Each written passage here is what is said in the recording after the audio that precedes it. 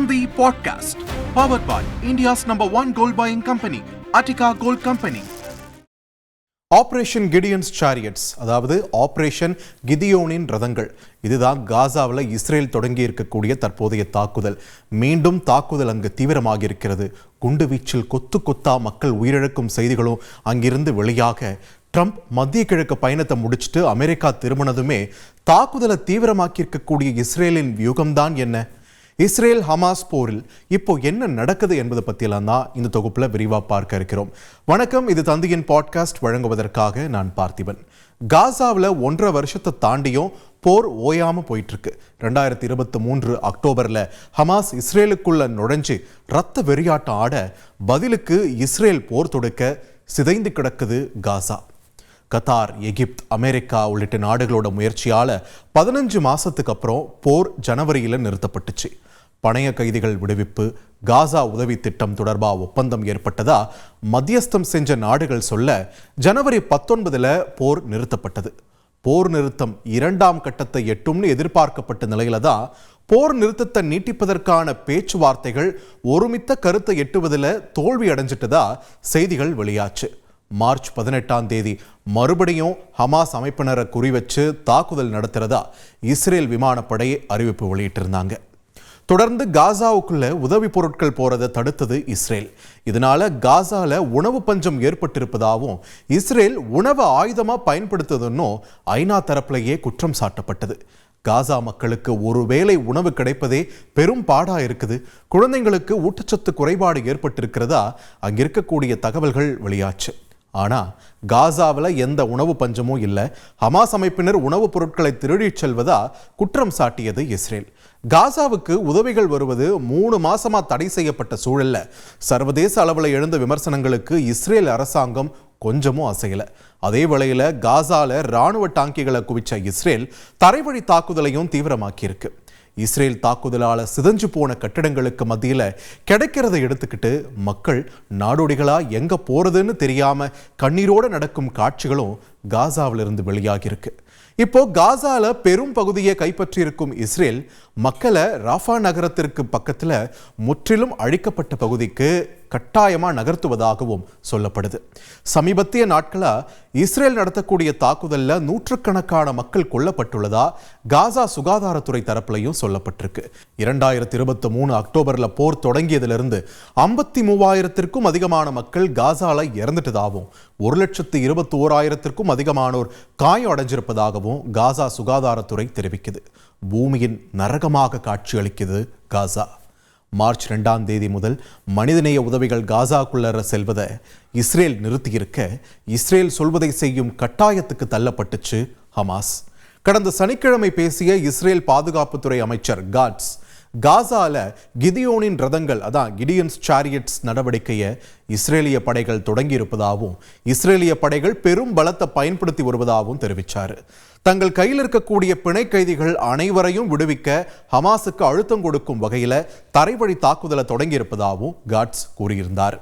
அதன்படி காசால தாக்குதலை தீவிரமாக்கி இருக்கும் இஸ்ரேல் காசாவை ஒட்டுமொத்தமாக கைப்பற்றுகிறதா என்ற ஒரு கேள்வியை வலுவாக்கி இருக்கு.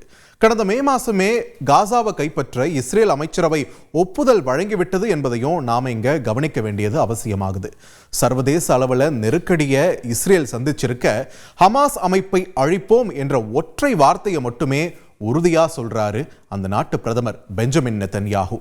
அதேவேளை இஸ்ரேல் போரை தீவிரமாக்குவதற்கு சொந்த நாட்டுக்குள்ளரையும் எதிர்ப்பு தொடர்ந்து கொண்டேதான் இருக்கு. அவங்க பணைய கைதிகளை மீட்க வேண்டும், போரை நிறுத்த வேண்டும்னு இஸ்ரேலுக்குள்ள போராட்டங்களை தொடர்ந்து நடத்திட்டு வராங்க. 2 பக்கமும் பல தலைமுறைக்கு மறக்க முடியாத போர்ல அமெரிக்கா இப்போ என்ன செய்யுது என்பதும் கவனம் பெற்றிருக்கு. பிப்ரவரியில் காசா முழுவதையும் சுத்தம் செய்ய வேண்டும்னு சொன்ன ட்ரம்ப், அங்க இருக்கக்கூடிய 20 லட்சத்திற்கும் அதிகமான மக்களை எகிப்து, ஜோர்டான் மற்றும் அரபு தேசங்கள் ஏற்றுக்கொள்ள வேண்டும்னு எல்லாம் பேசியிருந்தார். அரபு தேசங்கள் இதுக்கு எதிர்ப்பு தெரிவிக்க, காசா விவகாரத்தில் அமெரிக்கா பெரிய அளவில் நாட்டம் காட்டவில்லை என்பதையும் நம்மால பார்க்க முடிஞ்சது. இந்த சூழல்ல 2வது முறையா பதவியேற்ற ட்ரம்ப் முதல் வெளிநாட்டு பயணமா மத்திய கிழக்குக்கு தான் போனார். சவுதி அரேபியா, கத்தார், எமிரேட்ஸ் உள்ளிட்ட நாடுகளுக்கு போனவர் இஸ்ரேலுக்கு மட்டும் போகாதது கொஞ்சம் வியப்பளிக்கத்தான் செஞ்சது. அமெரிக்காவோட நீண்ட நெருங்கிய நண்பனாக இருப்பது இஸ்ரேல். இப்போ இஸ்ரேலை தவிர்த்துட்டு ட்ரம்ப் மற்ற நாடுகளுக்கு போனதும் ட்ரம்ப் அரசாங்கத்துக்கும் பெஞ்சமின் நெத்தன்யாகுவுக்கும் சுமூகமான உறவு தென்படவில்லையேன்ற ஒரு பேச்சுக்கு வித்திட்டு இருக்கு. காசா போர் நிறுத்த பேச்சுவார்த்தையில கத்தார், எகிப்தோட அமெரிக்காவும் முக்கிய பங்கு வகிச்சிருக்கு. அமெரிக்காவே முன்னிலைன்னு சொல்லும் ட்ரம்ப் அரசாங்கம் மத்திய கிழக்கில் இஸ்ரேல் மட்டுமே பிரதானம்ன்ற பார்வையில் இருந்து விலகுவதாகவும் சர்வதேச அரசியல் வல்லுநர்கள் பேசிட்டு வராங்க. ஆனா ட்ரம்ப் மத்திய கிழக்கு பயணத்தில் கவனம் செலுத்தியது இஸ்ரேல். இந்த சூழல்ல இஸ்ரேல் ஹமாஸ் பேச்சுவார்த்தையில முக்கிய பங்கு வகிக்கும் கத்தாருக்கு போன ட்ரம்ப் மறைமுகமான ஒரு பேச்சுவார்த்தையும் நடத்தியிருக்காரு. அதாவது காசாவை அமெரிக்கா எடுத்துக்கொள்ளும், காசாவை அமெரிக்கா ஒரு ஃப்ரீடம் ஜோனா உருவாக்கும்னு கத்தார் கிட்ட ட்ரம்ப் சொல்லியிருக்காரு. ஆனா அதுல அரபு தேசங்கள் உடன்படவே இல்லை. காசாவை மறுகட்டமைப்பு செய்ய வேண்டும், அதுக்கான பணத்தை கொடுப்பதா அரபு தேசங்கள் சொல்லியிருக்காங்க. அதே வேளையில காசா மக்களோட துன்பம் அமெரிக்காவையும் கலங்க செய்திருக்கிறது. அமெரிக்கா உணர்ச்சியற்று இருக்கவில்லைன்னு அமெரிக்க வெளியுறவுத்துறை அமைச்சர் மார்க்கோ ரூபியோ சொல்லியிருக்காரு. ஹமாஸ் சரணடைய வேண்டும் என்றும் ஹமாஸ் இருக்கும் வரைக்கும் அமைதி இருக்காதுன்னு அவர் சொல்லியிருக்காரு. ஸோ ஹமாஸ் அகற்றப்பட வேண்டும்ன்றதுல அமெரிக்காவோட நிலைப்பாடு இஸ்ரேலோட ஒத்து போறது இங்க வெளிப்பட்டிருக்கு. இதற்கு நடுவில் காசாவில் இருந்து 10 லட்சம் மக்களை வெளியேற்றவும் அவங்கள லிபியாவுக்கு இடம்பெயர செய்யவும் ட்ரம்ப் அரசாங்கம் செயல்படுவதாகவும் தகவல் வெளியாகியிருக்கு. ஆனால் லிபியாவில் உள்ள அமெரிக்க தூதரகம் அதை மறுத்திருக்கு. 3000 ஆண்டுகள் பழமையான வரலாற்றை கொண்ட காசா இப்போ பெரும்பாலும் போர்களால் தான் அறியப்படுது. 1948 இஸ்ரேல் தனி நாடா உருவானப்போ அரபு படைகள் போர் தொடுத்தாங்க. போர்ல காசா நிலப்பரப்பு எகிப்தால ஆக்கிரமிக்கப்பட்டுச்சு. 1967 மத்திய கிழக்கு போரின் போது தீவை இஸ்ரேல் வசமாக்கி கொண்டது. ஆனால் காசாவை கைப்பற்றிய 38 வருஷத்துக்கு அப்புறம் கடந்த 2005 தான் அங்கிருந்து இஸ்ரேல் படைகள் வெளியேறுச்சு. இதனை அடுத்து காசாவில் வலுப்பெற்ற ஹமாஸ் அமைப்பு இஸ்ரேலுக்கு பெரும் தலைவலியாக மாறுச்சு. இப்போ ஹமாஸ் முழுவதையும் ஒழிப்போம்னு சொல்லும் இஸ்ரேல் ஆபரேஷன் கிதியோனின் ரதங்கள் வாயிலா நடத்தும் தரைவழி தாக்குதல் காசாவை கைப்பற்றும் இராணுவ நடவடிக்கையேன்னு சர்வதேச அரசியல் வல்லுநர்களாலும் சொல்லப்படுது. காசால எப்படி இனி நிர்வாகம் என்பதையும் இஸ்ரேல் திட்டவரைவா வச்சிருப்பதும் தெரிய வந்திருக்கு. நீண்ட கால தீர்வா ஒட்டுமொத்தமா காசா சிவில் நிர்வாகத்தை இஸ்ரேல் ராணுவம் கையில் எடுக்க திட்டமிட்டிருக்கிறது என்றே தகவல்களும் வெளியாகியிருக்கு. இந்த சூழல்ல காசாவில் இஸ்ரேலோட ஆபரேஷன் கிதியோனின் ரதங்கள் மத்திய கிழக்கில் உன்னிப்பா கவனிக்கப்பட்டு வருது. என்னதான் பேச்சுவார்த்தைகள் ஒரு பக்கம் போயிட்டு இருந்தாலும் காசாவை முழுமையா ஆக்கிரமிக்கணும், முழுமையாக அடைய வேண்டும் என்பதுதான் இஸ்ரேலின் ஒரே நோக்கமாக இருக்கிறது என்பதுதான் சர்வதேச வல்லுநர்களின் கருத்தாக இருக்கிறது.